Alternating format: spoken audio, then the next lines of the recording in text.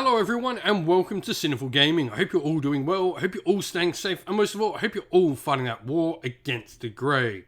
Today's video, we're going to go through the article talking about the Warhammer 40k faction focus for Space Marines from Warhammer community. Now, I did hope to have these out as they were actually coming out. This is, at the time, a couple of days late on the Space Marines here, and I apologise, we've been rather unwell, so we're going to quickly smash through the Space Marines. We have a Tyranid one going up pretty much the same time as this, catching up and keeping up to date with all of the others that are going to be coming out. But with that said, we're going to check through this article, talk a little bit about what we see from the Space Marines in this new edition, and I'd love to hear your thoughts down in the comments below. We're going to be doing a ton of 40k stuff on the channel when the new edition hits. We've got plans for a Crusade campaign, going through all the sort of stuff from the 4th Tyrannic War, so let's get cracking on into it. And so, an overview, it talks about Space Marines being the toughest, and they really have made this a priority. Many units such as Terminators, Centurions, and those wearing Gravis armor now have higher toughness, while the game-wide reduction in armor penetration makes power armor feel as though it should be. And while rerolls to hit and wound are much rarer now, Space Marines have more access to reflect their elite status, chiefly through the Oath of Moment faction ability. And we're seeing this is where they can sort of pick out one particular unit and get rerolls against it. So they sort of go, we're going to take out this unit. So you can sort of designate particular units to be their main target.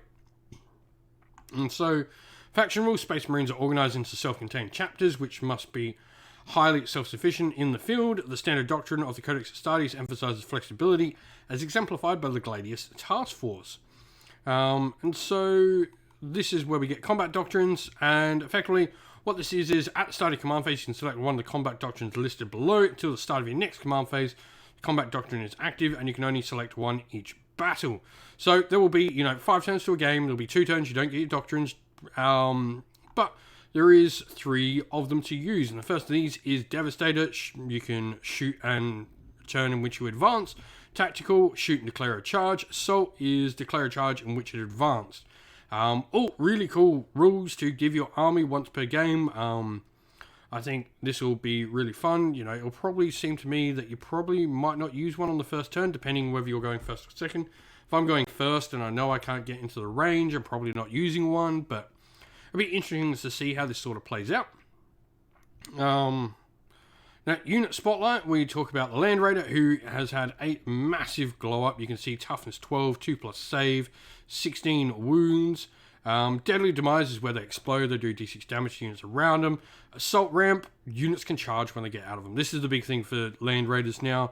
We've had this sort of talked about in the preview show, but massive thing for them. We've got the different versions of Last Cannon, d6 +1.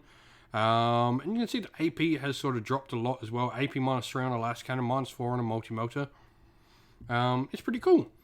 But all in all, I quite like what we're seeing from the Land Raiders. I think we're going to have, some serious use for them.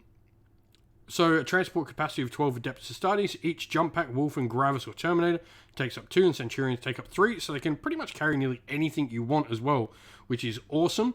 I think, the fact that jump pack troops can go inside your transports now is awesome. This just allows you a lot of different customizability.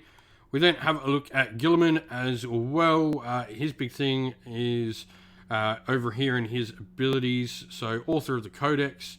You can select one Author of the Codex ability, where while a friendly Adeptus Astartes unit within 6 inch, you can reroll Battle Shock tests.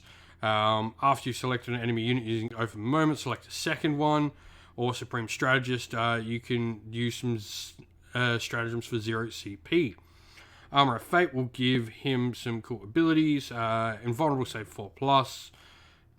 All in all, and look at the Emperor's Sword and Hand of Dominion. He's 14 attacks with the Emperor's Sword 2. Strength 8, -3 AP, damage 2. He is going to do a ton of damage. Weapon Spotlight, we look at the Heavy Onslaught Gatling Cannon for 12 shots. Ballistical 3+, Strength 6, no AP, damage 1. Pretty nice though. Definitely going to go into some hordes. And the Heavy Laser Destroyer. 72-inch range. I love seeing these ridiculously long ranges. This makes mega battles so much fun. I remember we played in like a massive mega apocalypse game that was, I'm trying to remember how, like it was like 24 tiles back in the old day, but it was amazing when you're rolling up ranges and your lash cannons were out of range, and even the basilisks were out of range at time if they were deployed too far back. We then have the stratagem spotlight, where only in Death Dish Duty End we can get a fight on death thing. But all in all, pretty cool. And obviously they're talking about the new Leviathan book coming out by Darius Hinks, which I'm really excited to read. I enjoy a lot of his stuff, so this will be really interesting to see what this all does. But what are your thoughts on Space Marines and everything in the rules here? Let us know down in the comments below. And so that is the end of the video. We hope you all enjoyed it. If you did, please don't forget to leave a like, subscribe, and comment down below, letting us know what you enjoyed about the video. Also, if you'd like to come chat more with me and other members of our great little community here at Sinful Gaming, we have a Discord server linked down in the video's description.